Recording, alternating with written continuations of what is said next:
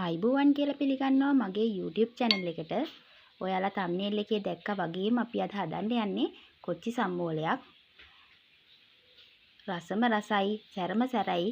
අපි හදලා බලමු මොනවද ඕනේ කරන්න කියලා බලමු මුලින්ම. ගාගත්ත පොල් ටිකක් ඕනේ වෙනවා. ලුණු ස්වල්පයක් ඕනේ වෙනවා. ඒ වගේම කොච්චි ටිකක් ඕනේ වෙනවා. ලුණු ටිකක් ඕනේ වෙනවා. අපි වංගෙඩියට කොච්චි ටික දාලා ලුණු ටික දාලා මුලින්ම කොටා ගමු.